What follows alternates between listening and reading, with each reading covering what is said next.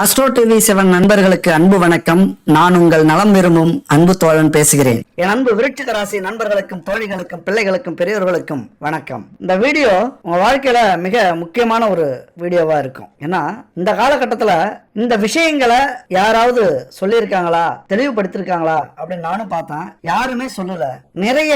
நிறைய ஜோதிடர்கள் சொல்லாத விஷயத்த இன்னைக்கு நம்ம சொல்ல போறோம். உண்மையா கடைசி வரைக்கும் ஸ்கிப் பண்ணாம பாருங்க. உங்க வாழ்க்கையில இன்றைய சூழ்நிலையில நீங்க எப்படி இருந்தாலும் உங்க வாழ்க்கையை தலைகீழா மாற்றக்கூடிய ஒரு அற்புதமான வீடியோ இது. ஏன்னா இதுக்கு முன்னாடி சனி பெயர்ச்சி வீடியோ பார்த்தோம். கடைசி யுத்தம், வாழ்வா சாவாங்கிற போராட்டம், அந்த வீடியோ பார்த்தோம். அதுக்கு முன்னாடி கள்ள உறவுகளில் சிக்கும் கணவன் மனைவி அப்படிங்கிற வீடியோ பார்த்தோம். சில பேருக்கு அந்த வீடியோ தம்ப்நெயில் பார்க்கும்போது கொஞ்சம் மனம் சஞ்சலப்பட்டிருக்கும், கொஞ்சம் கோவப்பட்டிருப்பீங்க. ஆனா உள்ள போய் அந்த வீடியோ கேட்டதுக்கு அப்புறம் ஒரு அற்புதமான விளக்கம் எங்களுக்கு புரிய வச்சுட்டீங்க. எங்க வாழ்க்கையில இது மாதிரி நடக்கும், நடந்திருக்கு, இது மாதிரி நடக்கும் நாங்க எதிர்பார்க்கல, இதுக்கு மேல அப்படி நடக்காம பாத்துக்கிறோம் அப்படின்னு நிறைய பேர் கமெண்ட்ல சொல்லிருக்கீங்க. நன்றி. அந்த வீடியோ யாராவது பார்க்கல அப்படின்னா போய் பாருங்க. ஏன்னா அந்த வீடியோவுக்கும் இன்னைக்கு நம்ம பேசுற இந்த தகவல்களுக்கும் தொடர்பு உண்டு. ஏன்னா அந்த வீடியோல பாக்குற இடங்கள் சனி பகவானும் சுக்கிரன் ராகு பகவான்களும் ஒரே இடத்துல அமர்ந்திருக்காங்க. அதனாலதான் அந்த ரெண்டு வீடியோவும் பார்க்கிறது ரொம்ப நல்லது. பார்க்கல அப்படின்னா போய் பாருங்க. அடுத்து இப்ப மூணாவது வீடியோ அதே வீட்டை பத்தி நம்ம பேச போறோம். என்ன வித்தியாசம் அப்படின்னா சனி பகவானை மட்டும் தனியா பார்த்தோம். அதுக்கு முன்னாடி சுக்கிரன் ராகுவை பத்தி பார்த்தோம், என்ன செய்வாங்க அப்படின்ட்டு. ஆனா இன்னைக்கு 7 கிரகங்களை பத்தி பார்த்திருக்கோம் இந்த வீடியோவில். அது மட்டும் இல்ல 7 கிரக சேர்க்கை அப்படிங்கிறது குறிப்பா சொல்லணும் அப்படின்னா 57 ஆண்டுகளுக்கு பிறகு இந்த ஒரு இணைப்பு நடந்திருக்கு. ஜோதிட நிபுணர்கள் இருக்காங்கல்ல, அவங்களாம் ரொம்ப அதிசயமா அந்த இணைவை பாக்குறாங்க. இதை பத்தி யாராவது நிறைய பேசியிருக்காங்களான்னு பார்த்தா யாரும் பேசல. சரி நம்ம பேசுவோம் அப்படின்னு தான் இந்த வீடியோ நம்ம பேசியிருக்கோம். 57 ஆண்டுகளுக்கு பிறகு உங்கள் ராசி மீது போர் தொடுக்கும் 7 கிரகங்கள், இதுதான் இங்க முக்கியமான விஷயம். 7 கிரகங்களும் உங்கள் மீது போர் தொடுத்தால் நீங்க என்ன செய்வீங்க, என்ன ஆகுவீங்க நினைச்சு பாருங்க. அதுல நல்லவங்களும் இருப்பாங்க, கெட்டவங்களும் இருப்பாங்க, நண்பர்களும் இருப்பாங்க, துரோகிகளும் இருப்பாங்க. அவர்கள் பாய்ச்சக்கூடிய அம்புல விஷமும் இருக்கும், அன்பும் இருக்கும், ஆரோக்கியமும் இருக்கும், அமைதியும் இருக்கும், அருளும் இருக்கும், இப்படி பல இருக்கும் அப்படின்னு வச்சுங்களேன். இந்த போர்ல உங்கள் பக்கம் நிக்கிறது யார் அப்படிங்கறத பத்தி தான் இன்னைக்கு நம்ம தெளிவா பேச போறோம். 2025 மார்ச் 29ஆம் தேதி இந்த 7 கிரகங்களும் ஒரு ராசியில இருக்கிறது மிகப்பெரிய அதிசயமான ஒரு விஷயம். 1968க்கு அப்புறம் நிகழக்கூடிய ஒரு சேர்க்கை இது. அது உங்களுக்கு அதிர்ஷ்டத்தையும் கொடுக்கிறது. இதுதான் முக்கியம். ஆபத்து மட்டுமல்ல, அதிர்ஷ்டத்தையும் கொடுக்கிறதுனால கண்டிப்பா நம்ம இதை பத்தி பேசி ஆகணும். நம்முடைய உறவுகளுக்கு இதை சொல்லி ஆகணும். சரியான நேரத்துல அவங்களுக்கு எச்சரிக்கை கொடுக்கணும். அப்படிங்கறதுனால இந்த வீடியோ நம்ம முழுசா பாக்குறோம். பாக்கிறதுக்கு முன்னாடி ஒரு சின்ன விளம்பரம் ஸ்கிரீன்ல பாருங்க. குட் பேபி 9043688626 இதுதான் அவங்க நம்பரு. தரமான கலப்படம் இல்லாத பூஜை பொருட்கள் செஞ்சு தராங்க. கடவுளுக்கு தான் படைக்கிறோமே அப்படின்ட்டு தரம் இல்லாத ஏதோ ஒரு பொருளை வாங்கி, அதாவது நெய்யாக இருக்கட்டும், எண்ணெயாக இருக்கட்டும், சூடம், சாம்பிராணி, அகர்பத்தி இதுவாக இருக்கட்டும், தரமான பொருளை நம்ம எந்த அளவுக்கு கடவுளுக்கு படைக்கிறோமோ அந்த அளவுக்கு சக்தி அதிகம், அந்த அளவுக்கு அந்த பரிகாரம் கண்டிப்பா சக்சஸ் ஆகும். நமக்கு ஒரு நிம்மதி கிடைக்கும், அதனால வெற்றி கிடைக்கும். இந்த குட் பேபி தரமான பொருட்களை, கலப்படம் இல்லாத பொருட்களை தயாரிச்சு கொடுக்குறாங்க. அது மட்டும் இல்ல உணவுப் பொருட்கள் தயாரிச்சு கொடுக்குறாங்க, சத்து பொருட்கள், வெயிட் லாஸ் பவுடர், இப்படி நிறைய விஷயங்களை பாரம்பரியமான முறையில ஆர்கானிக் ஹெர்பல் இதை பயன்படுத்தி உருவாக்கி தராங்க. கண்டிப்பா கான்டெக்ட் பண்ணி பயனடையுங்கள். அடைஞ்சிருக்கேன், அதனால இந்த நம்பரை பயன்படுத்திங்க. சரி நம்ம விஷயத்துக்கு வருவோம். இந்த 7 கிரக சேர்க்கை அப்படிங்கிறது ஒரு சாதாரண விஷயம் இல்ல, அப்படியே கடந்துட்டு போற விஷயம் இல்ல. அன்னைக்கு சாதாரணமா பார்க்கும்போது அன்னைக்கு சந்திர கிரகணம், சூரிய கிரகணம் அப்படின்னு சொல்லுவாங்க.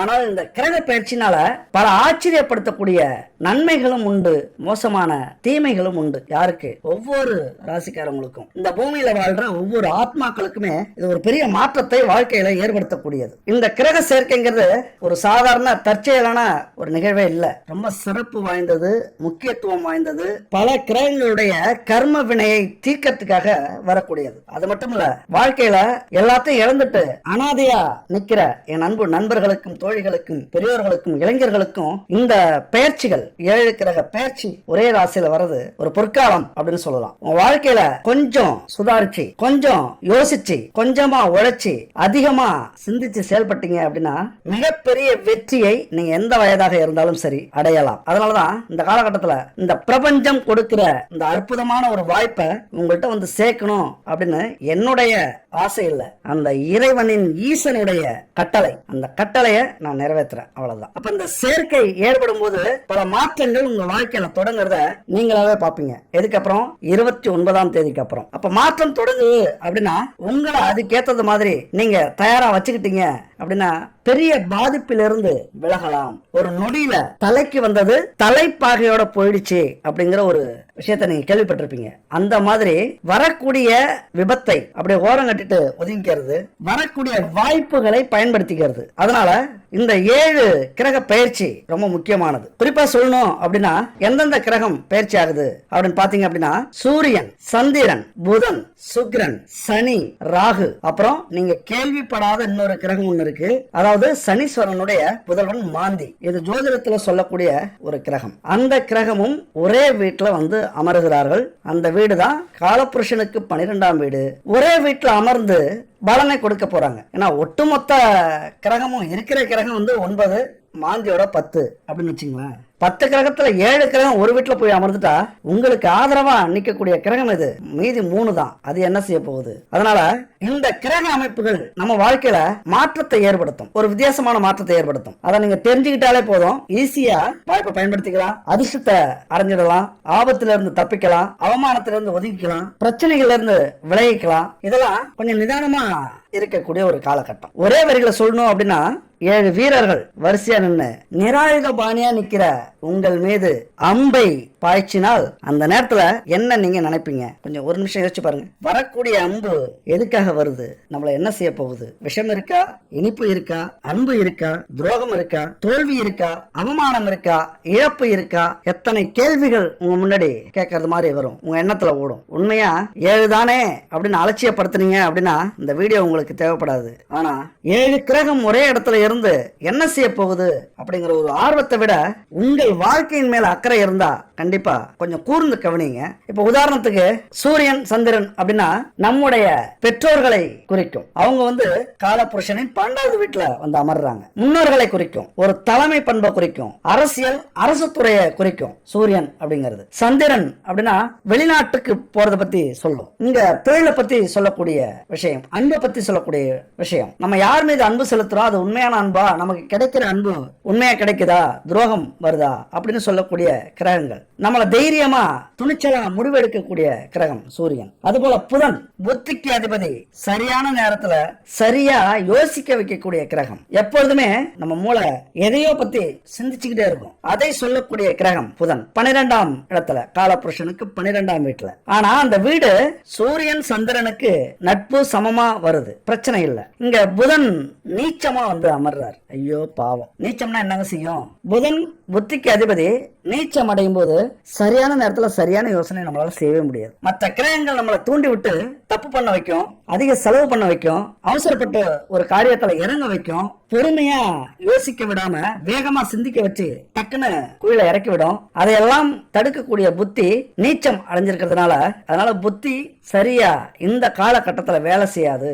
அடுத்தது சனி மார்ச் 29ல வருகிறார், வந்திருக்கிறார். அவர் எதுக்காக வராரு அப்படின்னா நமக்கான நல்லதையும் கெட்டதையும் கொடுக்கணும்ல. நாம செஞ்ச செயல்களுக்கான நல்லது கெட்டது அதை செய்யணும். நமக்கு ஏதோ ஒண்ணு கொடுக்கணும், நம்ம என்ன செஞ்சோமோ அதுக்கு ஏற்ற மாதிரி கொடுப்பார். நல்லது செஞ்சிருந்தோம் அப்படின்னா நல்லதை அள்ளி கொடுப்பார், தெரிஞ்சும் கெட்டது செஞ்சிருந்தோம் அப்படின்னா கெட்டதை அனுபவிக்க வைப்பார். அதுதான் சனி பகவான். அவரும் அந்த 12ஆம் வீட்டுக்கு வந்திருக்காரு. அடுத்தது 2 முக்கியமான விருந்தாளிகள் வராங்க. யாரு வரல, அவங்க முன்னாடி அங்கதான் இருக்காங்க.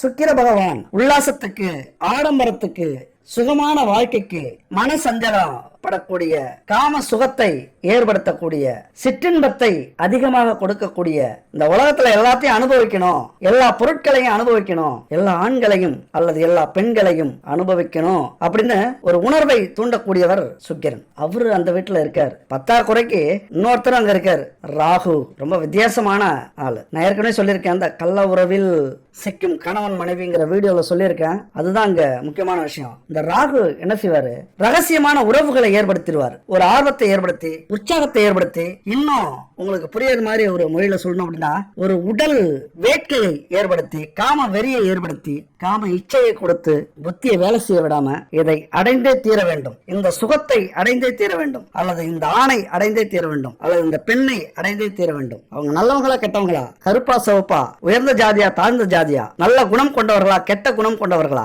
அழகானவர்களா அசிங்கமானவர்களா, எதையுமே பார்க்காது இந்த கிரகம் ராகு. ஒரு பேராசையை ஏற்படுத்தி சிற்றின்பத்துக்காக எது வேண்டுமானாலும் செய்யக்கூடிய ஒரு கிரகம் இந்த ராகு. சுக்கிரன் கூட சேர்ந்திருக்கார். எப்படி இது மாதிரி கிரகங்கள்ட்ட இருந்து உங்களுடைய வாழ்க்கையை நீங்க பாதுகாத்துக்க போறீங்க?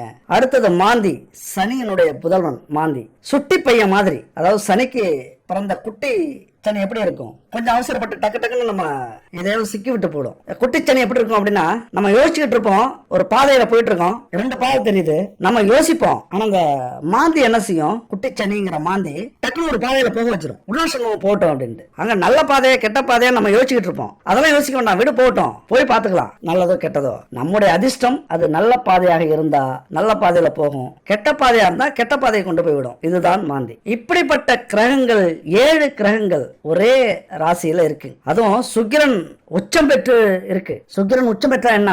அவருடைய அந்த விஷயங்கள் இருக்குல்ல, உல்லாச வாழ்க்கை, சிற்றின்ப வாழ்க்கை, காமத்தை அதிகமா ஏற்படுத்தக்கூடிய உணர்வு, இதெல்லாம் உச்ச நிலைக்கு கொண்டு போகும். அவர் உச்சமடைகிற வீட்டுக்கு போயிட்டார், நம்மள ஒரு வழி பண்ணாம விட மாட்டாரு. அப்ப இருக்கிற கிரகத்திலேயே இந்த உச்ச கிரகம் சுக்கிரன் இருக்குல்ல, அதனுடைய வேலை இன்னும் அதிகமா இருக்கும். அப்ப அவருடைய வேலை என்ன? நீ எந்த வழிக்கு வேணாலும் போ, எந்த பாதைக்கு வேணாலும் போ, ஆனா அது அடைஞ்சே தீரணும். அதனாலதான் இந்த காலகட்டத்துல கொஞ்சம் சிந்திச்சு செயல்பட்டு நல்ல பாதையை தேர்ந்தெடுத்துட்டீங்க அப்படின்னா எல்லா சந்தோஷத்தையும் கொடுத்துருவார். பிரம்மாண்டமான வாழ்க்கை, பிரம்மாண்டமான வெற்றி, பிரம்மாண்டமான சுகம், ஒரு ஆடம்பர வாழ்க்கை, கேள்விப்பட்டீங்களா? Luxury life. அது உங்களுக்கு கொஞ்சம் சிந்திச்சு செயல்பட்டீங்க அப்படின்னா கிடைச்சிடும் இந்த காலகட்டத்தில். ஆனா அதே நேரத்தில் ராகு இருக்கிறாரு, அவருக்குலாம் இந்த நல்ல பாதெல்லாம் பிடிக்கவே பிடிக்காது. எங்கேயாவது மனுஷனை கொண்டு போய் சிக்க விட்டு, பிரச்சனையில விட்டு, ரொம்ப பேராசை ஏற்படுத்தி, இது எட்டாத கனி அப்படின்னு தெரிஞ்சும் இல்லாத பரிச்சை ஆகணும். எப்படி? நீ பரப்பியோ இல்ல நடப்பியோ இல்ல பாய்வியோ பரிச்சை ஆகணும். அவன் எத்தனை பேர் வந்தாலும் சரி, எத்தனை பேர் தடுத்தாலும் அது பரிச்சை ஆகணும் சொல்லக்கூடிய ராகு. அதனால இந்த ராகு சுக்கிரன் உச்சமடைஞ்சிருக்கிறதோட ராகு இணையும் போது எல்லா கிரகத்தை விட இந்த 7 கிரகத்துல யாரு உயர்ந்தவர் அப்படிங்கிற ஒரு விஷயம் இருக்குல்ல, அதை புரிஞ்சுக்கங்க முதல்ல. அப்பதான் நீங்க ஒரு முடிவுக்கு வர முடியும். சரிங்க, 7 கிரகம் இருக்குல்ல, இந்த 7 கிரகத்துல யாரு உயர்ந்தவங்க, யாருடைய ஆதிக்கம் நம்ம மேல அதிகமா செலுத்தப்படும், யாரு சொல்றத நம்ம மூளை கேட்கும், யாரு சொல்றத நம்முடைய சூழ்நிலை செய்யும், அல்லது நம்மளுடைய விதி நடத்தும் அப்படின்னு கேட்க வரீங்க அப்படின்னா, சூரியன், சந்திரன், புதன் இது எல்லாமே அவரவர்களுடைய கடமையை செய்வார்கள். கடமைனா என்ன?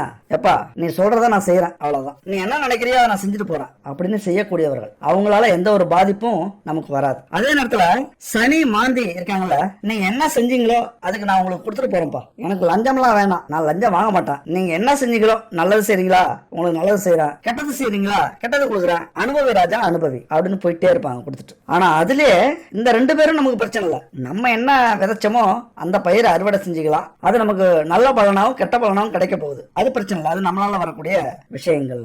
அடுத்தது இந்த 5 பேரை விட உயர்ந்தவர் சுக்கிரன். ஆசை ஏற்படுத்திட்டே இருப்பாரு. ஒரு உழைச்சி வாழ்க்கையில முன்னேறும் அப்படின்னு நினைக்கிற அளவுக்கு சிந்திச்சாலும் நீ உழைப்பியோ உழைக்க மாட்டியா, எனக்கு இந்த கார் வாங்கி ஆகணும், இந்த பைக் வாங்கி ஆகணும், இந்த வீடு வாங்கி ஆகணும், இந்த சொத்து வாங்கி ஆகணும், இந்த பணம் நமக்கு கிடைச்சே ஆகணும், இந்த பங்களா கட்டி ஆகணும், இந்த நாட்டுக்கு போகணும், இந்த ஊருக்கு சுற்றுலா போகணும், இந்த பொண்ணை எப்படியாவது கவர்ந்து அனுபவிச்சிடணும், இந்த பையன் கூட ஒரு நாளாவது வாழ்ந்து பார்த்துடணும், இப்படி நினைக்க வைக்கக்கூடிய கிரகம் சுக்கிரன். 5 கிரகத்தை விட உயர்ந்த குணம் கொண்டவர் சுக்கிரன். அதிக ஆதிக்கம் செலுத்தக்கூடியவர் சுக்கிரன். உயர்ந்த குணம் கூட சொல்லக்கூடாது, அதிக ஆதிக்கத்தை நம்ம மேல செலுத்தக்கூடியவர் சுக்கிரன். அடுத்தது ராகு. ராகுவுடைய குணத்தை நீங்க தெரிஞ்சுக்கிட்டீங்க அப்படின்னா உண்மையா ஆச்சரியப்படுவீங்க. உங்க வாழ்க்கையில நடந்த பல துன்பங்களுக்கும் பல கஷ்டங்களுக்கும் எதிர்பாராத சம்பவங்களுக்கும் காரணம் இவராத்தான் இருக்கும். ஏன் அப்படின்னா ராகு அப்படின்னா பாம்புன்னு சொல்லுவாங்க. பாம்புன்னா முழு உடல் இல்ல, தலை ராகுவும் உடல் கேதுவும் அப்படின்னு ஜோதிடத்துல சொல்லுவாங்க. தலை மட்டும் எப்படி இவ்வளவு பிரச்சனையை கொடுக்குது அப்படின்னு பாத்தீங்க அப்படின்னா, ராகு அப்படின்னாலே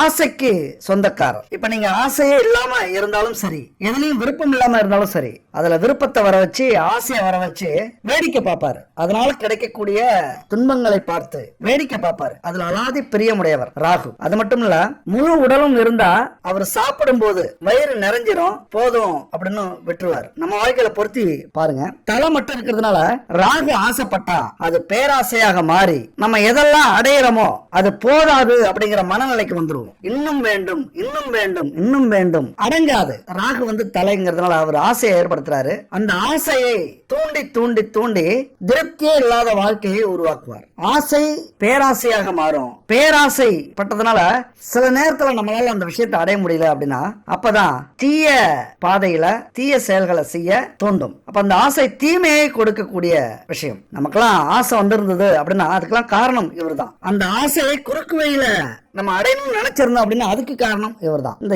7 கிரகங்களுடைய சேர்க்கை அப்படிங்கிறது விருச்சிக ராசி நண்பர்களுக்கும் தோழிகளுக்கும் பெரிய மாற்றத்தை ஏற்படுத்த போகுது. அதாவது ஒரு கிரகம் சேர்ந்தாலே ஏகப்பட்ட இன்பமாக இருந்தாலும் துன்பமாக இருந்தாலும் அதிகமா நம்ம சந்திப்போம். 7 கிரகங்கள் இருக்கும்போது நமக்கே கொஞ்சம் பயம் வரத்தான் செய்கிறது.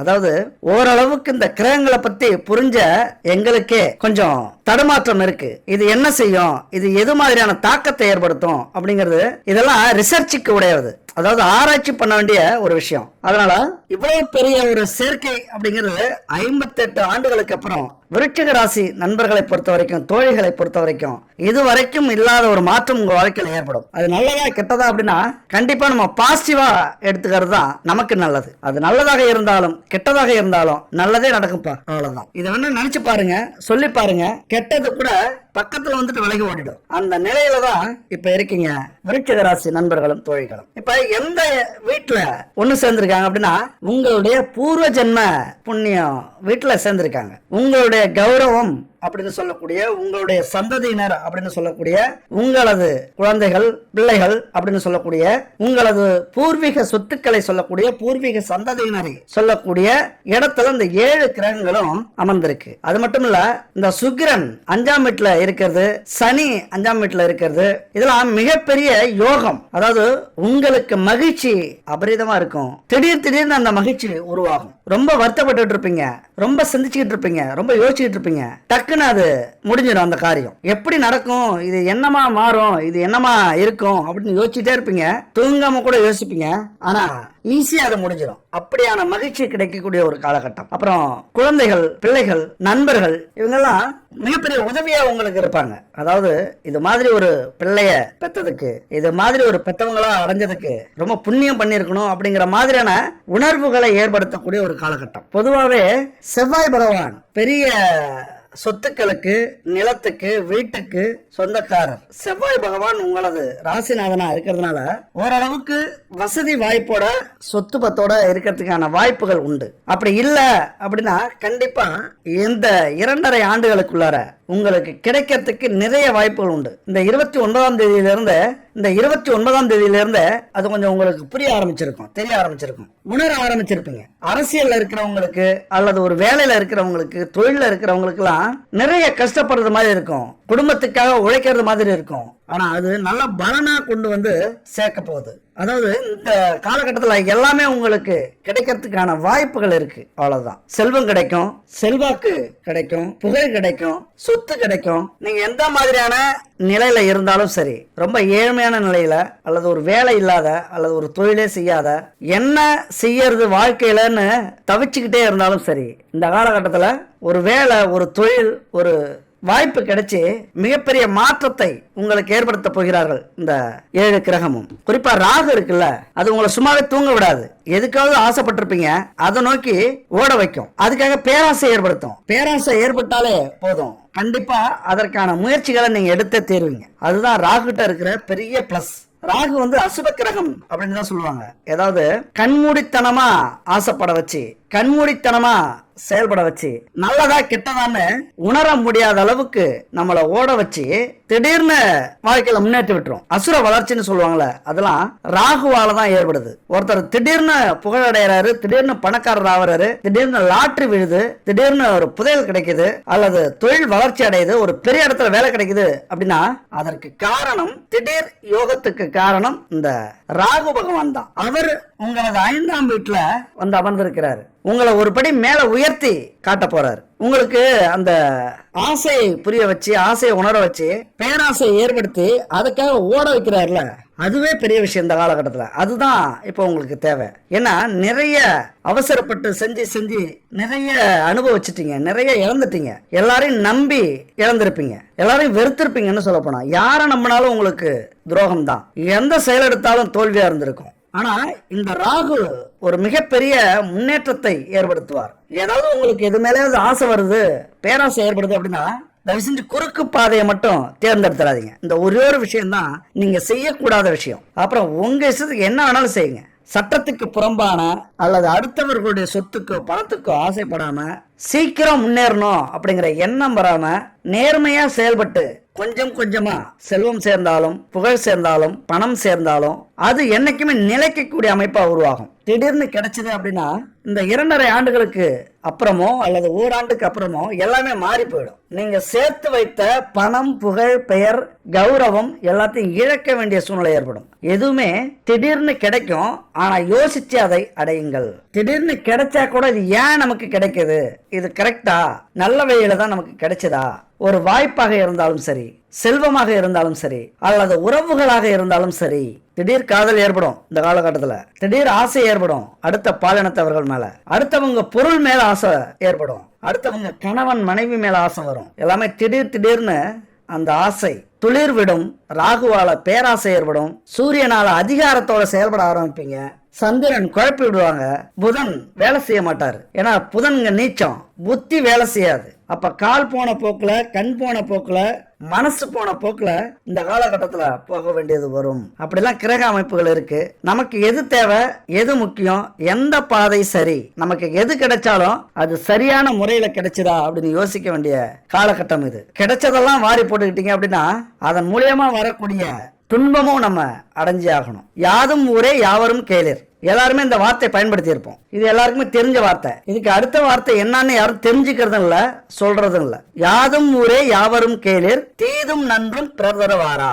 என்ன சொல்ல வரோம் அப்படின்னா, நமக்கு எது நடந்தாலும், எது கிடைச்சாலும், எது போனாலும் எல்லாத்துக்கும் காரணம் நம்முடைய செயல்பாடாதான் இருக்கும் அப்படிங்கிறதுக்கு தான் அர்த்தம், அந்த வார்த்தைக்கு அர்த்தம். அதனால எது நடந்தாலும் நம்ம தான் காரணம் அப்படின்னு புரிஞ்சுக்கணும். நீங்க ஏதாவது ஒரு எடுத்துக்காட்டுக்கு, இன்னைக்கு ஒரு விஷயம் நடக்குது, உங்களுக்கு ஒரு கஷ்டம் வருது, துன்பம் வருது, ஒரு கடன் வருது, ஒரு விபத்து வருது, குடும்பத்துல பிரச்சனை வருது, வேலையில பிரச்சனை வருது, தொழில நஷ்டம் வருது அப்படின்னு வச்சுங்களேன். இன்னைக்கு இந்த வீடியோ முடிஞ்சதுக்கு அப்புறம் இது எதனால வந்தது அப்படின்னு கொஞ்சம் அந்த நூலை பிடிச்சிட்டே போங்க. எல்லாத்தையும் கொஞ்சம் ஆராய்ச்சி பண்ணுங்க, கொஞ்சம் யோசிங்க.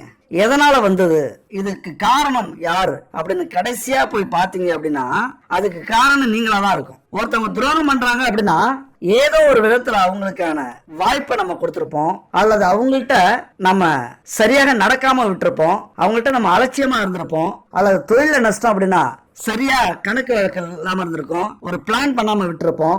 எங்கேயோ ஒரு தவறு செய்யறதுனாலதான் நமக்கு அந்த நல்லதும் கெட்டதும் நடக்குது. இதை மட்டும் புரிஞ்சுக்கிட்டீங்க அப்படின்னா அது எவ்வளவு பெரிய துன்பம் வந்தாலும் இன்பம் வந்தாலும் கவலைப்படவே மாட்டீங்க. பெருசா உங்க கைக்கு வந்தாலும் சந்தோஷப்பட மாட்டீங்க, பெருசா உங்க கையை விட்டு போனாலும் வருத்தப்பட மாட்டீங்க. இந்த புரிதல் உங்களுக்கு இருக்கும். இந்த காலகட்டத்துல தன்னிச்சையா செயல்படுறது நல்லது. யாருடைய பேச்சையும் கேட்காம நீங்களே சுயமா சிந்திச்சு செயல்படுறீங்க அப்படின்னா செல்வாக்கு உயரும், உங்களது மதிப்பு உயரும், உங்க மேல இருக்கிற மரியாதை உயரும். அது மட்டும் இல்ல, சமூகத்துல நிறைய பேர் உங்களை தேடி வர போறாங்க. எனக்கு இதை செஞ்சு கொடுங்க, அதை செஞ்சு கொடுங்க அப்படின்னு உதவி தேடி வர போறாங்க. உங்களால முடிஞ்ச வரைக்கும் சர்வீஸ் மூலியமா, அதாவது சேவையா ஒரு விஷயத்த செய்யுங்க, உங்களுக்கு உதவி செய்யுங்க. அது மிகப்பெரிய ஒரு மாற்றத்தை உங்க வாழ்க்கையில் அது ஏற்படுத்தும்.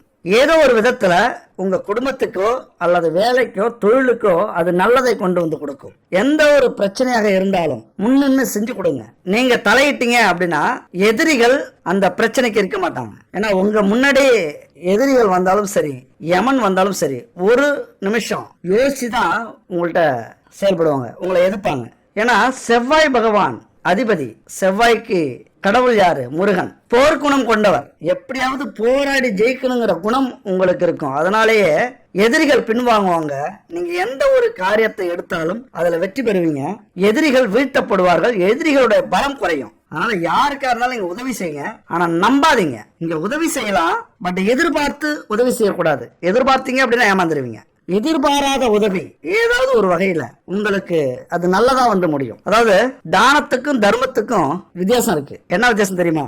தானம் அப்படின்னா நமக்கு தெரிஞ்சவங்களுக்கு நம்ம கொடுக்கறது, அல்லது ஏதோ ஒரு வகையில நமக்கு உதவி செய்வாங்க அப்படின்னு நினைச்சு கொடுக்கறது, எதிர்பார்ப்போட கொடுக்கறது, இதுதான் தானம். இவங்க நல்லா இருக்கட்டும், இவங்க நல்லா இருந்தாங்கன்னா நமக்கு நல்லது, அல்லது இவங்க நமக்கு தெரியும், ரொம்ப நாளா தெரியும், பாவம் கஷ்டப்படுறாங்க, ஏதோ பொழைச்சிட்டு போட்டுன்னு இது மாதிரி செய்யற உதவிகள் தானம். ஆனா தர்மம் அப்படிங்கிறது யாருன்னே தெரியாது வந்து உதவி கேட்பாங்க வழியில. அவங்களுக்கு சின்ன உதவியாக இருந்தாலும் செய்ய வேண்டியது இருக்கும், பெரிய உதவியா இருந்தாலும் செய்ய வேண்டியது இருக்கும். அப்ப யாருன்னே தெரியாம இவங்க நமக்கு உதவியா இருப்பாங்களா இல்லையான்னு தெரியாம, புரிஞ்சிக்காம, அல்லது ஏற்கனவே நமக்கு பழக்கமா உறவா அப்படின்னு தெரியாம வந்து உதவி கேட்கறாங்கல்ல, அவங்களுக்கு செய்யக்கூடியதுதான் தர்மம். அந்த தர்மத்தை நீங்க செய்யணும். தானம் செய்யாதீங்க. தானம்னு நினைச்சுக்கிட்டு மனசுல செய்யாதீங்க. ஏதோ ஒரு வகையில நமக்கு உதவியா இருக்குன்னு நினைச்சிட்டு செய்யாதீங்க. நல்லா இருக்கட்டும், அவங்க எங்க இருந்தாலும் நல்லா இருக்கட்டும் அப்படிங்கிற உதவி செய்யுங்க.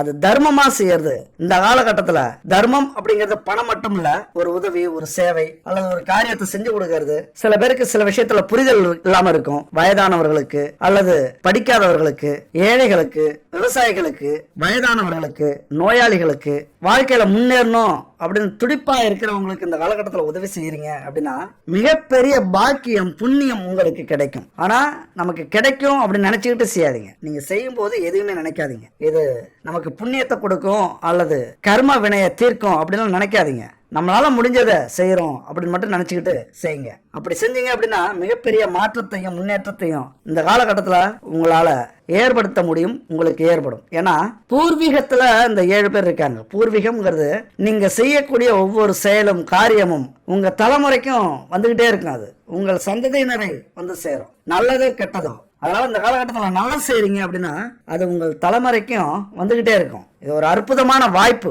உங்க வாழ்க்கையில முன்னேறதுக்கும் கர்மாவை தீர்க்கறதுக்கும். பல ஆண்டுகளாக இருக்கக்கூடிய, பல சந்ததியினராக இருக்கக்கூடிய, பல தலைமுறைகளாக தொடரக்கூடிய கர்மாவை கழிக்கணும் அப்படின்னா இந்த காலகட்டத்தில் 4 பேருக்கு உதவியா இருங்க. எதிர்பார்த்த உதவி செய்யாதீங்க.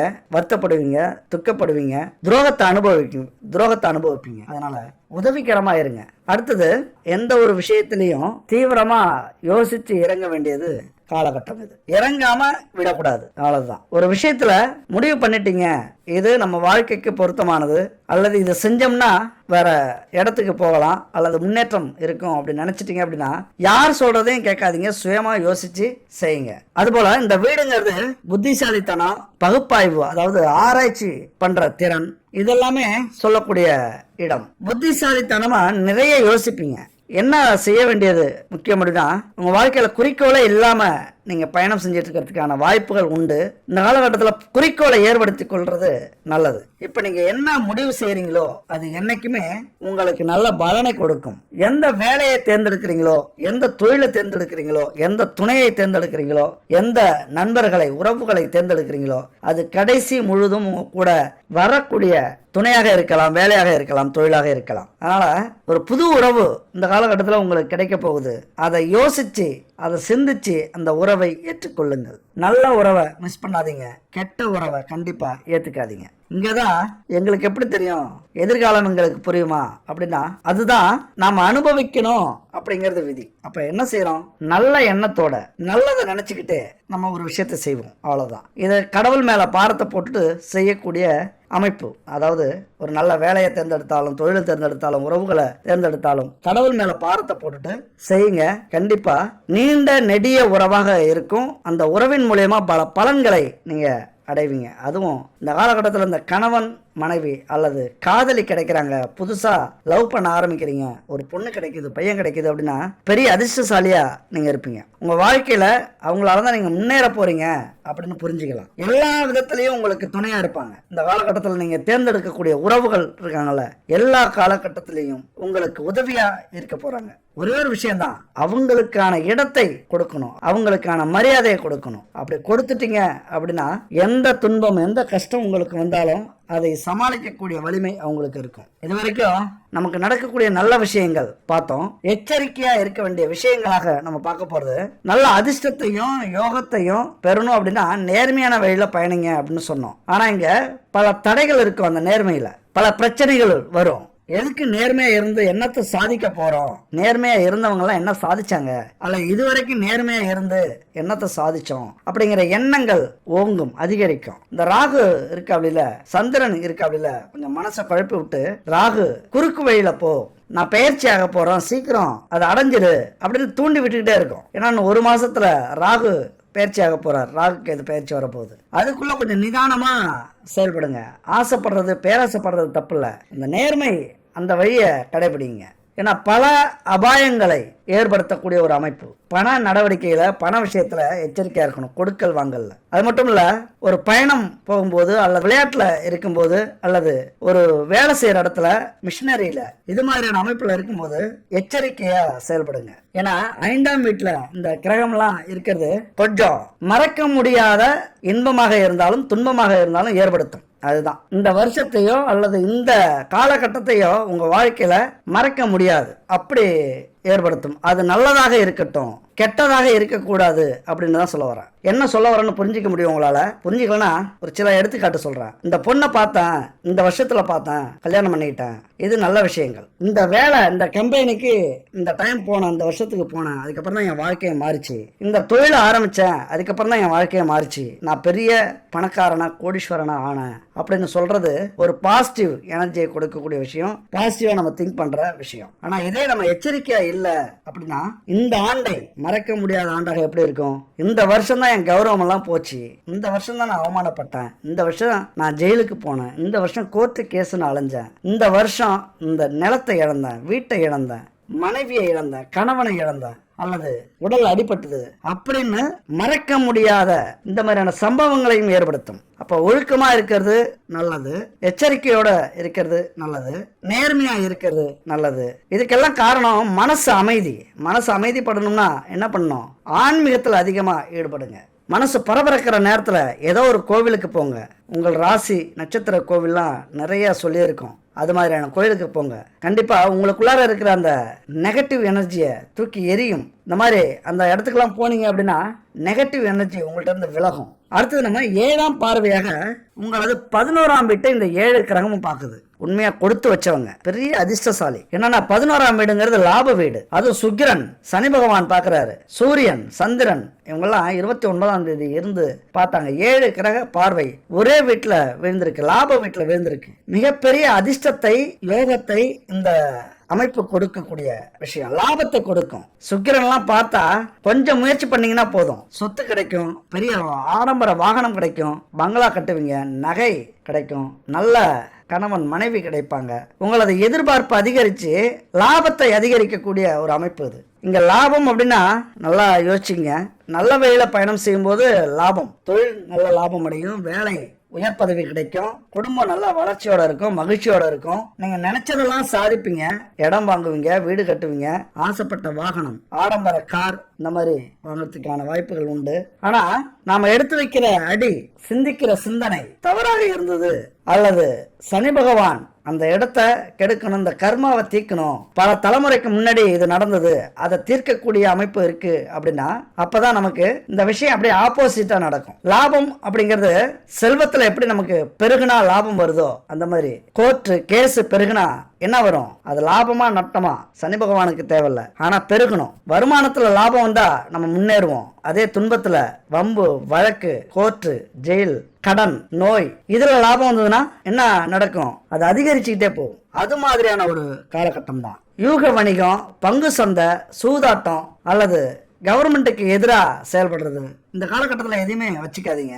கணவன் மனைவிக்கு துரோகம் செய்யறது மாதிரி ரகசியமா எதுவுமே செய்யாதீங்க. ஏன்னா இயற்கையிலேயே கொஞ்சம் காதல் வயப்படக்கூடியவர்கள். பாலியல் ஆசைகள் விருச்சிக ராசி நண்பர்களுக்கும் தோழிகளுக்கும் அதிகம். எதிர்பாலினத்தவர் மீது ஈர்ப்பு அதிகம் உண்டாகும். நீங்க சும்மா இருந்தாலும் உங்களை சீண்டுவாங்க. அப்ப அந்த மனசு என்ன பண்ணும்? உங்க மனசு நீங்களே இழப்பீங்க. அது மாதிரியான அமைப்புகள்லாம் அந்த காலகட்டத்தில் வரும். பல காதல் உறவுகள் ஏற்படக்கூடிய அமைப்பு. ஒருத்தருக்கு ரகசிய உறவுகள் கிடைக்கும். ரகசிய உறவுகள் ஏற்பட வாய்ப்புகள் அதிகமா இருக்கும். இங்க துரோகம்னு ஒண்ணு நடந்துட்டா அது மிகப்பெரிய பாதிப்பை உங்க வாழ்க்கையில சனி பகவான் ஏற்படுத்துவார். ஏன்னா சுக்கிரனுக்கு சந்தோஷம் தான் முக்கியம், ராகுவுக்கு சீண்டி வர்றது தான் முக்கியம். ஆனா சனி பகவானுக்கு தப்பு செஞ்சா கண்டிப்பா தண்டனை அனுபவிச்சு ஆகணும். அந்த பிடிவாதம் ரொம்ப முக்கியம். அது பெரிய ஆளோ சின்ன ஆளோ, ஏழையோ பணக்காரனோ, நல்லவனோ கெட்டவனோ முக்கியம் இல்ல. தவறுக்கு தண்டனை கண்டிப்பா உண்டு. பெருசா செஞ்சா அந்த தண்டனை பெருசா கிடைக்கும், சின்னதா செஞ்சா சின்னதா கிடைக்கும். அவ்வளவுதான், இதான் வித்தியாசம். அதனால எல்லா வாய்ப்புகளும் உங்களுக்கு கிடைக்கும், எல்லா அமைப்புகளும் இருக்கும். நீங்க எப்படி நடந்துக்கிறீங்க, அதை எப்படி அடையிறீங்க, இந்த வாய்ப்பெல்லாம் எப்படி பயன்படுத்திக்கிறீங்க, நீங்க எந்த பாதையில பயணம் செய்றீங்க, அதை பொறுத்துதான் உங்களது அடுத்தடுத்த வாழ்க்கை இருக்கும். இதெல்லாம் புரிஞ்சுக்கிட்டா மட்டும்தான் இங்க நடக்கிற எந்த ஒரு விஷயமே நம்ம கையில இல்ல, எல்லாம் இறைவன் கையில இருக்கு. அப்ப நம்ம பதட்டப்பட்டு என்ன பண்ண போறோம் அப்படின்னு உங்களால சிந்திக்க முடியும். நம்ம ஒரு நடிகன் தான். கதை, திரைக்கதை, வசனம், இயக்கம் எல்லாமே இறைவன். அதனால இதை புரிஞ்சுக்கிட்டு செயல்பட ஆரம்பிச்சிட்டீங்க அப்படின்னா நல்லதை மட்டுமே செய்வீங்க, நல்லதை மட்டுமே நினைப்பீங்க, நல்லது மட்டுமே உங்களுக்கு நடக்கும். அதனால என் நண்பர்களே, உறவுகளே, 1000 கஷ்டங்கள் வந்தாலும், 1000 பேர் எதிர்த்து நின்னாலும், இந்த உலகத்துல யாருமே இல்ல அப்படின்னு நினைச்சாலும் இறைவன் இருக்கிறான். இறைவா, உன்னுடைய திருவிளையாடலில் நான் ஒரு நடிகன், உன்னுடைய நாடகத்துல எனக்கு ஒரு வாய்ப்பு கிடைச்சிருக்கு, எனக்கு ஒரு பாத்திரம் கொடுத்திருக்கீங்க, அதன்படி நான் நடிக்கிறேன். அதுக்கப்புறம் இந்த நாடகத்தின் கிளைமாக்ஸ் எப்படி கொண்டு போவீங்க அப்படிங்கிறது உங்க கையில இருக்கு. அதையும் நீங்களே இயக்கிடுங்க, எழுதி முடிச்சிருங்க அப்படின்னு சொல்லிடுங்க. அதனால எத்தனை கஷ்டம் வந்தாலும், துன்பம் வந்தாலும், துயரம் வந்தாலும் கலங்காத மனதை உருவாக்கிக்கீங்க. தன்னம்பிக்கையை கைவிட்டுறாதீங்க. கடலளவு கிடைத்தாலும் மயங்க மாட்டேன், அது கையளவே ஆனாலும் கலங்க மாட்டேன், உள்ளத்திலே உள்ளதுதான் உலகம் கண்ணா, இதை உணர்ந்து கொண்டேன் துன்பமெல்லாம் விலகும் கண்ணா, உணர்ந்து கொண்டேன் துன்பமெல்லாம் விலகும் கண்ணா, ஆட்டிவிட்டால் யாரொருவர் ஆடாதாரே கண்ணா, ஆசை என்னும் தொட்டிலே ஆடாதாரே கண்ணா, நீ நடத்தும் நாடகத்தில் நானும் உண்டு, நீ நடத்தும் நாடகத்தில் நானும் உண்டு, என் நிழலில் கூட அனுபவத்தில் சோகம் உண்டு. எவ்வளவு அற்புதமான பாட்டு! நம்ம வாழ்க்கையில இந்த மாதிரியான பாட்டெல்லாம் ஒரு தெய்வத்திற்கும் மனிதர்களுக்கும் இடையான அந்த உறவு எப்படி இருக்கு, இந்த வாழ்க்கையில என்ன நடக்குது, இதுக்கெல்லாம் காரணம் யாரு, நாம என்ன செய்யணும், நாம எப்படி புரிஞ்சுக்கணும் அப்படிங்கறதெல்லாம் இது மாதிரியான பாடல்கள் நம்மளை உணர வைக்குது. இந்த பாட்டெல்லாம் உணர்ந்தீங்க, புரிஞ்சுக்கிட்டீங்க அப்படின்னா எவ்வளவு பெரிய கஷ்டமா இருந்தாலும் உங்களை ஆட்கொள்ளாது, உங்க மேல ஆதிக்கம் செலுத்தாது. அதனாலதான் அப்பப்ப இந்த மாதிரியான பாடல்களை நம்ம பாடுறது. பல வார்த்தைகள் சொல்லக்கூடிய அர்த்தத்தை இது மாதிரி சில பாட்டு வரிகள் சொல்லிடும், டக்குன்னு உங்களுக்கு புரிஞ்சிக்க முடியும். அதனாலதான் அந்த மாதிரி பாட்டை நம்ம உதாரணத்துக்கு எடுக்கிறது. அடுத்தது, இத்தனை கிரகங்களும் நம்ம மேல போர் தொடுக்கும் போது நம்ம பக்கம் நிக்கிறது யார் அப்படிங்கிற ஒரு கேள்வி வரும். நமக்காக நிக்கிறது யார் அப்படிங்கிற ஒரு எதிர்பார்ப்பு வரும். யாரும் இல்ல, இறைவன் தான், ஈசன் தான். அந்த ஈஸ்வரனை நம்பினார் கைவிடப்படார், என்னைக்குமே கைவிட மாட்டார். விஷ்ணு, பிரம்மா, சிவன், இந்த மும்மூர்த்திகள்ல சிவபெருமானுகிட்ட மட்டும்தான் வரங்களை எளிதா நம்ம பெற முடியும். இன்னைக்கு ஞானிகள், சித்தர்கள் எல்லாருமே சிவபெருமான்கிட்ட தான் மனமுருகி பிரார்த்தனை செஞ்சு தவம் இருந்து வரம் பெற்றிருக்கிறார்கள். அதெல்லாம் நம்ம இன்னைக்கு உணர்றோம். நிறைய பாடல் மூலியமா, நிறைய ஆன்மீக இதிகாசங்கள் மூலியமா நம்ம உணர்றோம். அதனாலதான் சிவபெருமான் நம்ம பக்கம் நிற்கக்கூடிய ஒரு கடவுளாக பார்க்கப்படுகிறார். சிவபெருமான் எந்த பிரச்சனையா இருந்தாலும் எளிதில் போக்கக்கூடியவர். அனைத்து வகையான துர்க்குணங்களையும், தீய எண்ணங்களையும், நமக்கு நடக்கிற துன்பங்களையும் செயல்களையும் போக்கி வாழ்க்கையில கிடைக்கிற அத்தனை விஷயங்களை கிடைக்க வைப்பார். ஒரு முக்தி நிலையை அடைய சேர்ந்து சிவபெருமான் மட்டும்தான் முடியும். அவரை வேண்டிக்கிட்டீங்க அப்படின்னா எல்லாமே கிடைக்கும். இது வேணும், அது வேணும் அப்படின்னு நான் முன்னாடி சொன்ன மாதிரி வேணுங்கிறத கேட்காதீங்க. எனக்கு என்ன வேணும்னு உனக்கே தெரியும், நீனே பாத்துக்க இறைவா. அவ்வளவுதான். உங்களுக்கு ரொம்ப கஷ்டமா இருக்கு, ரொம்ப வருத்தமா இருக்கு அப்படின்னா இப்ப ஒரு மந்திரம் சொல்றேன். இந்த மந்திரத்தை சிவன் கோவிலுக்கு போயிட்டு காலையில இருந்தாலும் சரி, மாலையாக இருந்தாலும் சரி, நடை சாத்தத்துக்கு முன்னாடி இந்த மந்திரத்தை அமர்ந்து ஒரு 18 முறை அல்லது 26 முறை, முடிஞ்சா 108 முறை சொல்லுங்க. எப்படி 1 மணி நேரம் ஆகும். உங்கள் பிரச்சனை தீர்ற வரைக்கும் இந்த மந்திரத்தை போய் திங்கள் அல்லது பிரதோஷ தினம் இல்லனா அமாவாசை இல்லனா பௌர்ணமி இந்த நாள்ல போய் கோவில்ல போய் இந்த மந்திரத்தை சொல்லுங்க. அதாவது தியானம் பண்றது மாதிரியான நிலை இருக்கணும். முழுசா இறைவனை நம்பிக்கையோட இந்த மந்திரத்தை மனசுக்குள்ளார சொல்லணும். முடிஞ்ச கண்களை மூடிக்கிட்டு இந்த லிங்கத்தையும் சிவபெருமானையும் பார்க்கறதுக்கு முயற்சி பண்ணுங்க. அவர்கிட்ட மட்டும்தான் நமக்கு தேவையான செல்வம் இருக்கும், நமக்கு தேவையான வழி இருக்கும், நம்மளை காப்பாற்றக்கூடிய அந்த உயிர் கயிறு அவர்கிட்ட தான் இருக்கு. இந்த மந்திரத்தை சொல்லுங்க. சிவ சிவ என்கிறார் தீவனையாளர், சிவசிவ என்றிட தீவனை மாளும், சிவசிவ என்றிட தேவரும் ஆவார், சிவசிவ என்ன சிவகதிதானே அப்படிங்கிற இந்த மந்திரத்தை சொல்லுங்க. திருமூலர் அருளிய இந்த மந்திரம் மூல மந்திரமா இருக்கு சிவனுக்கு. நீண்ட கால துன்பம், கட்டுக்கடங்காத பணப்பிரச்சனை, தீராத நோய், மன நிம்மதியே இல்லாம தவிக்கிறவங்க, குல தெய்வ சாபத்தால வாழ்க்கைய இழந்தவங்க, பூர்வ ஜென்ம பாவ புண்ணியங்கள், இது எல்லாமே விலகி உங்க வீட்டுல செல்வ வளத்தோட நிம்மதியா உங்களை வாழ வைக்கக்கூடிய மந்திரம் இது. அலட்சியப்படுத்தாதீங்க. இந்த மந்திரம் உங்க வாழ்க்கையே மாத்தி காட்டும். அது எவ்வளவு பெரிய பிரச்சனையாக இருந்தாலும் சரி. கோவிலுக்கு போக முடியல, வேலை தொழில், அதன் காரணமா நான் லேட்டா தான் வீட்டுக்கு வரேன் அப்படின்னா கவலைப்படாதீங்க.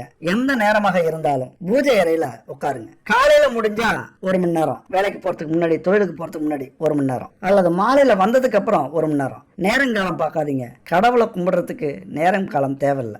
1 மணி நேரம் முடிஞ்ச வரைக்கும் 108 முறை இந்த மந்திரத்தை சொல்றீங்க அப்படின்னா உங்க வாழ்க்கையில மிகப்பெரிய மாற்றத்தை ஏற்படுத்தக்கூடியது. எப்பொழுதுமே விடாதீங்க. நீங்க நினைச்ச காரியம் நடந்துருச்சு அப்படின்னா அப்போதும் விடாதீங்க. அப்போ உங்களுக்கு நம்பிக்கை அதிகமாயிடும், ஆசைகள் அதிகமாகும், இன்பங்கள் அதிகமா கிடைக்கும். ஓரளவுக்கு நம்பிக்கை வர வரைக்கும் இந்த மந்திரத்தை சொல்லிட்டு வாங்க. எல்லாம் கிடைச்சதுக்கு அப்புறமும் விடாதீங்க. அது ஒரு நன்றி, சிவபெருமானுக்கு கொடுக்கக்கூடிய நன்றி. நீ இருந்தா போதும், எனக்கு எல்லாமே கிடைக்கும் அப்படிங்கிற உணர்வு உங்களுக்கு வந்துருச்சு. அதை உணர்ந்துட்டீங்க அப்படின்னா அப்புறம் ஏன் நிறுத்த போறீங்க? வேணா கண்டிப்பா முயற்சி பண்ணி பாருங்க.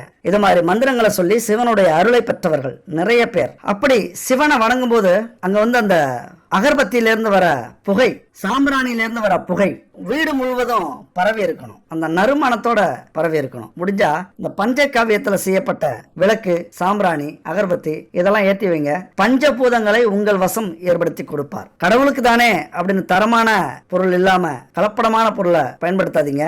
முழு பலனையும் எதிர்பார்க்க முடியாது, கிடைக்காது. கடவுளையும் மதிச்சு தரமான நெய்யா இருக்கட்டும், எண்ணெயா இருக்கட்டும், பயன்படுத்தக்கூடிய பொருட்களா இருக்கட்டும், நெய்வேத்தியமா இருக்கட்டும், எதுவாக இருந்தாலும் தரமா உங்க மேல நம்பிக்கை வச்சு, கடவுள் மேல நம்பிக்கை வச்சு அந்த பொருட்களை பயன்படுத்தி இந்த பூஜையை செய்யுங்க. அடுத்தது இந்த 7 கிரகத்தையும் நம்ம வாழ்க்கை வெற்றிக்காக பயன்படுத்திக்கணும், வேஸ்ட் பண்ணக்கூடாது அப்படி நினைச்சீங்க அப்படின்னா ஒரு 10 விஷயம் சொல்றேன், கவனமா கேளுங்க. இந்த 10 விஷயம் உங்க வாழ்க்கையை மாற்றும். முதல்ல இலக்கை சரியாக முடிவு செய்யுங்க. ஆசைப்படுங்க, அதற்கான இலக்கை முடிவு செய்யுங்க. அதை பத்தின எல்லா தகவல்களையும் திரட்டுங்க. 2வது சரியான முடிவுக்கு வாங்க. 3வது கால நிர்ணயம் ரொம்ப முக்கியம். உங்க வாழ்க்கையில நீங்க ஜெயிக்கணும் அப்படின்னா கால நிர்ணயம் ரொம்ப ரொம்ப முக்கியம். அதுக்கு ஏத்தது மாதிரி 4வது நிதி எங்க இருந்து வரும், அதை எப்படி நம்ம உருவாக்கணும், அதற்காக எவ்வளவு கஷ்டப்படணும் அப்படின்னு நீங்க முடிவு செய்யணும். 5வது கண் துஞ்சாமல், பசி நோக்காமல், இடைவிடாமல், சோர்ந்து போகாமல் தன்னம்பிக்கையோட உழைக்கணும். 6வது எந்த தடைகள் வந்தாலும் அதை தாண்டக்கூடிய மனப்பக்குவத்தை வளர்த்துக்கணும். 7வது விமர்சனங்களுக்கு செவி கொடுக்காமல் சுறுசுறுப்பா இயங்குங்க. 8 நேர்மை, உண்மை, தன்னம்பிக்கை, விடாமுயற்சி, தளராத நம்பிக்கை எந்த ஒரு விஷயமாக இருந்தாலும் இருக்கணும். 9 உங்களை சுற்றி எப்பொழுதும் நேர்மறை சிந்தனை, நேர்மறையான நபர்கள், நேர்மறையான செயல்கள் இருக்கணும். 10 ஆன்மீகத்துல முழு ஈடுபாடு இருந்தது, முழு ஈடுபாடை செலுத்தினீங்க அப்படின்னா உங்களுக்கு மன அமைதி கிடைக்கும். அதனால என்ன நினைக்கிறீங்களோ அதை செய்ய முயற்சி பண்ணுவீங்க, தெளிவா சிந்திச்சு செயல்படுவீங்க. அப்புறம் என்ன, வெற்றி உங்களுக்கு தான். வெற்றி மீது வெற்றி வந்து உங்களை சேரும். அதை வாங்கி தந்த பெருமையெல்லாம் உங்கள் அர்ப்பணிப்பையும் உழைப்பையும் வந்து சேரும். நல்வாழ்த்துக்கள் நண்பர்களே. அடுத்த ஒரு அற்புதமான வீடியோல சந்திக்கலாம். நன்றி, வணக்கம்.